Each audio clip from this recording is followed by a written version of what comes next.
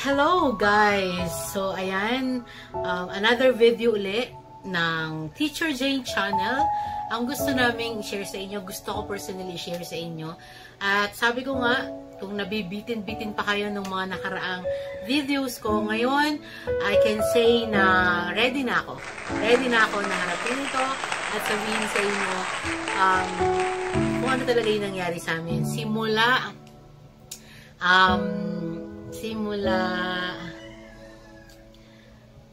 August. Ayan. Simula August until November. And syempre ngayon December, ano? So napaka-halaga, napaka-memorable ng mga experiences ko this past few months. Talagang ano yun, yung nandito ka, bigla kang bumaba, biglang nandito ka sa mid, tumaas ka, baba uli. At dito napatunayan ko na hindi ka laging nasa taas. Hindi ka laging masaya. May time talaga, may season ang lahat ng bagay. So, simulan ko na, no?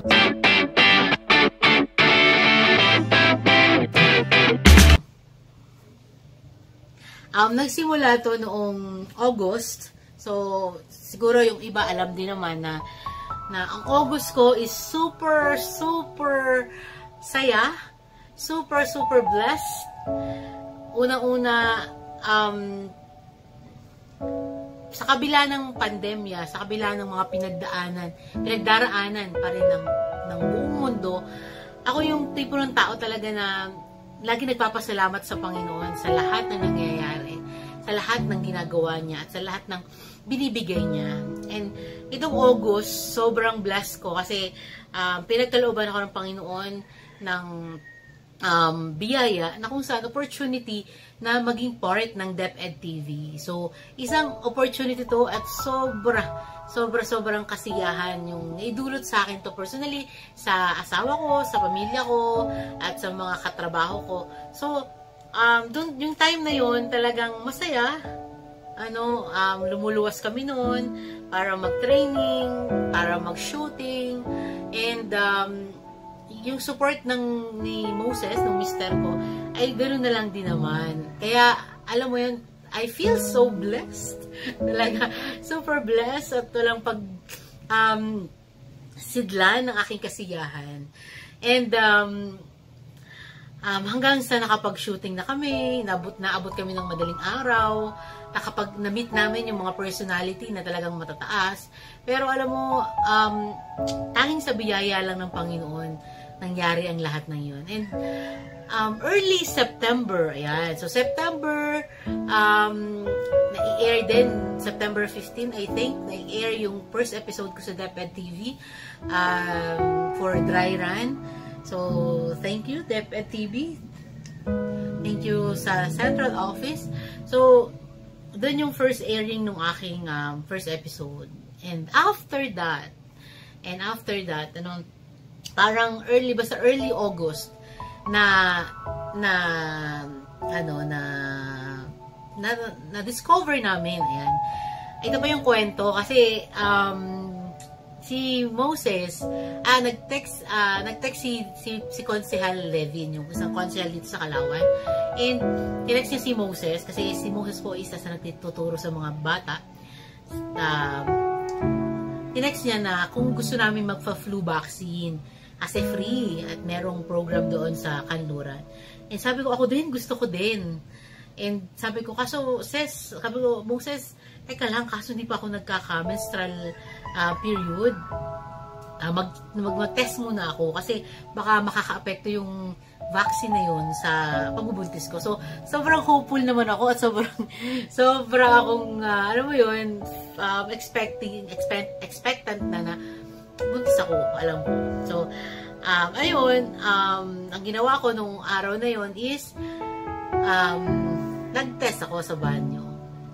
And then, tinitigan ko, normally, hindi ko siya tinititigan kasi marami na akong test na nagawa. Tapos, nadidisappoint lang ako kasi one line lang. So, this time, ang ginawa ko, tinitigan ko talaga siya hanggang dumalo yung wiwi doon sa test kit. And sobrang kagalakan ko na sobrang gusto ko sumigaw dun sa banyo nung makita ko na ano siya, na nag-double line. So gusto ko lang tawagin si Moses noon, but hindi ko ginawa kasi nga nagre-recording siya. Gusto ko ay ma-video ko yung reaction niya. So ang nangyari noon, tinawag ko siya dito sa kwarto. So ito yung pinaka-position ko, nandun yung kama namin. So, binidyo ko and all, and syempre, super saya ni Moses, super ang kanyang kagiligayahan. Kaya, ayun, confirm na buntis ako. Nabuntis ako noon, and then, nagpa-check up kami agad the other day. So, nag-PT uli ako doon, kinonfirm ng doktor kung buntis nga ba ako, and kinakabahan pa nun si Moses, baka kasi nagkamali lang kami. And thank God, kasi, positive. And then, after nun, may mga series of gamot na ginawa sa akin, and laboratories and all, and dumaan ng weeks, sobra akong naglilihi, suka, hindi naman ako nahilo, ina-acid. So, naranasan ko na maglihi talaga. And sobrang akong thankful kasi ibig sabihin nun, buntis talaga ako. So, isang pagpapala sa amin ni Moses yun, after 5 years, actually, pa 5 years pa lang kami sa December. Tama, sa 19. Sobrang blessed kasi, alam mo yun, matagal mo ng panalangin, tapos natupad. And then second, check-up namin, may ultrasound na, nakita na, narinig na namin yung heartbeat ni baby. So, sabi ko, huwag siya mag-post, kasi ayoko pang mag-post din talaga. Gusto ko pag malaki na. So, ayun, hanggang sa dumating ang mga weeks and days, minomonitor ko talaga kung ilang weeks na ako, ilang days na ako. So, hanggang sa 13 weeks na kami. Ayan.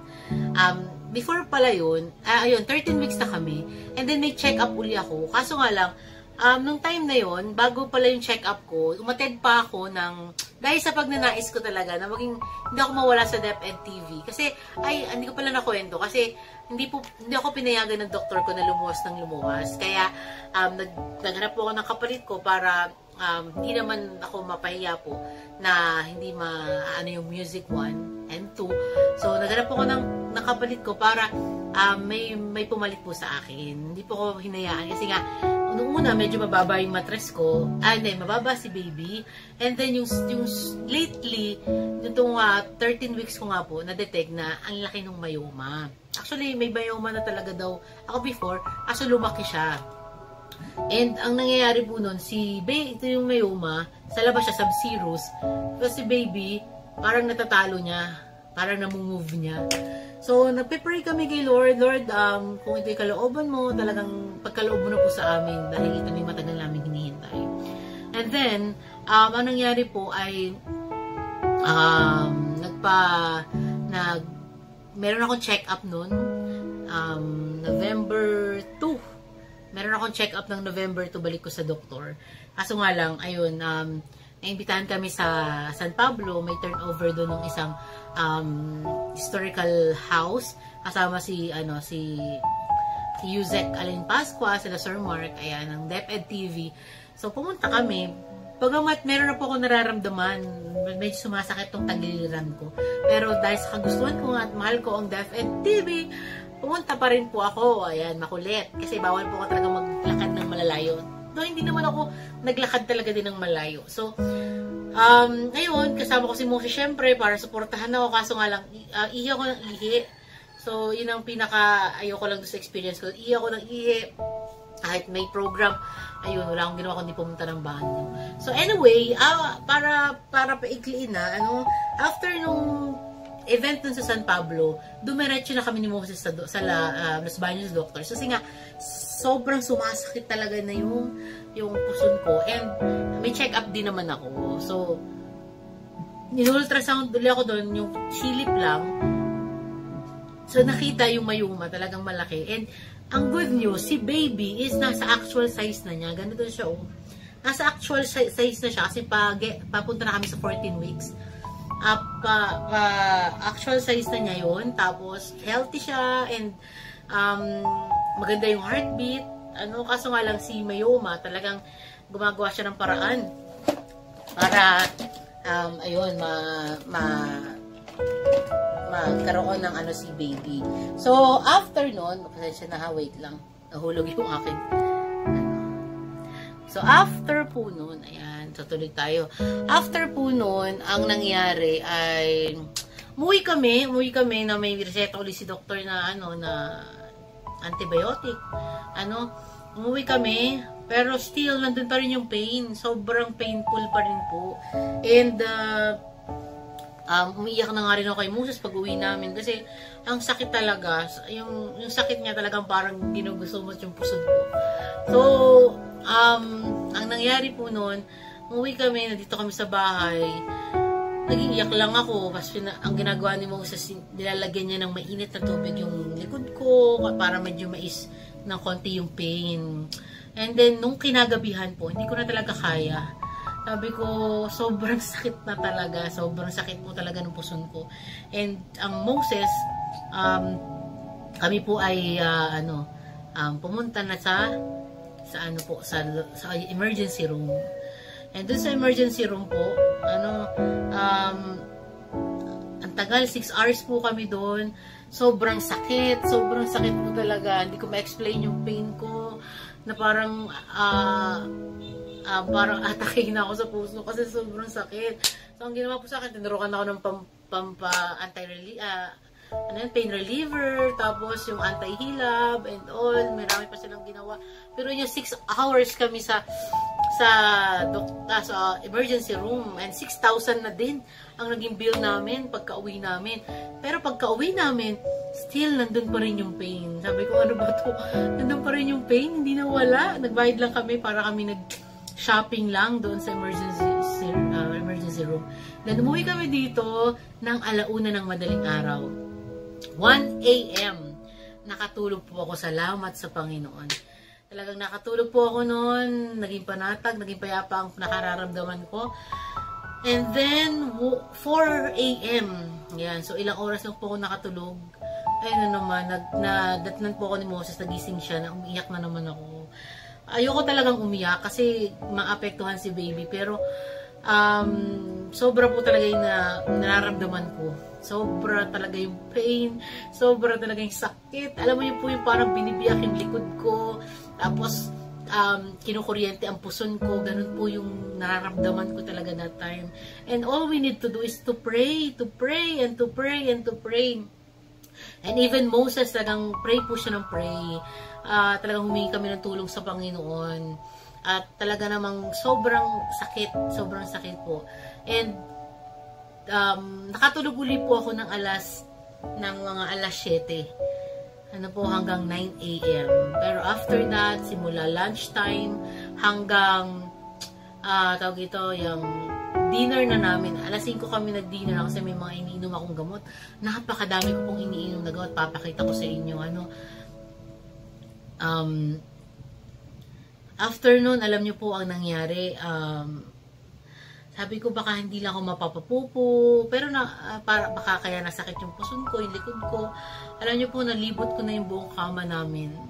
Na para baka sakali na mawala yung sakit. Baka sakali na maibsan yung sakit. So, hindi pa rin po nawawala yung sakit. Nawawala. Pero after nun, ay babalik na naman. Kaya, yun po yung ko talagang mahagulgul na ako sa sakit. Mahagulgul na ako talaga. Sabi ko, Lord, ito, alam niyo po yung naging prayer ko lang that time. Lord, tapusin mo na po ito. Kasi sobrang sakit po talaga. Kung maaalala ko lang po yung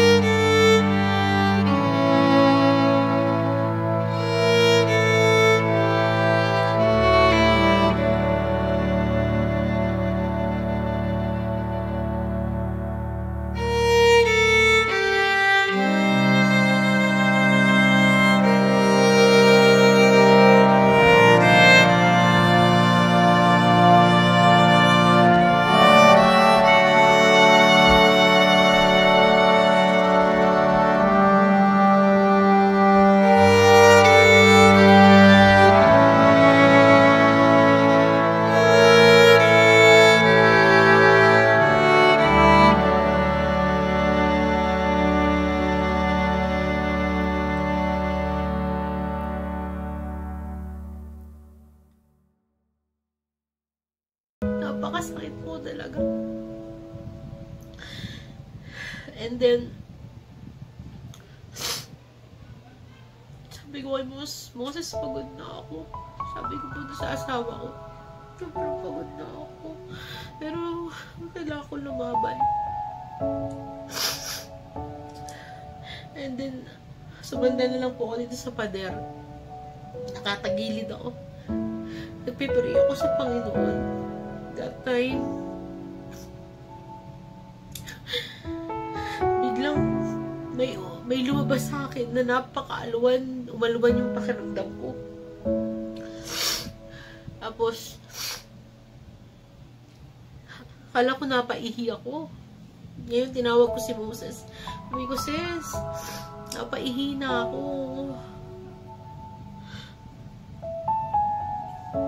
Yun pala po yung hanubigan na ni baby.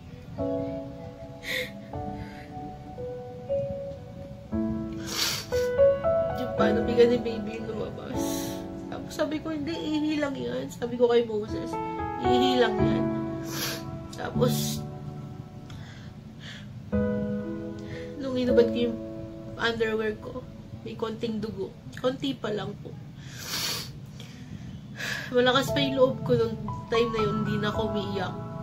Tumunta ako sa sasakyan, naglakad pa po ako.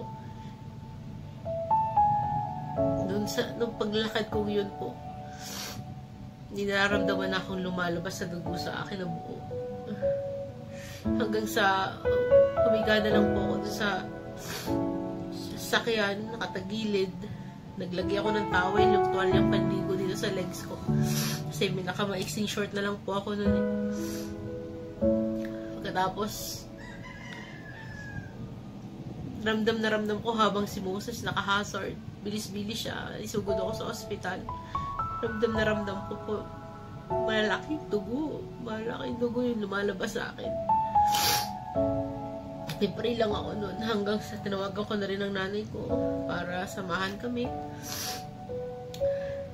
Hanggang nasa ER na kami. Naramdaman ko sobrang daming dugo po. Sobrang buong-buong dugo yung nawala sa akin. Hanggang sa dumating sa point na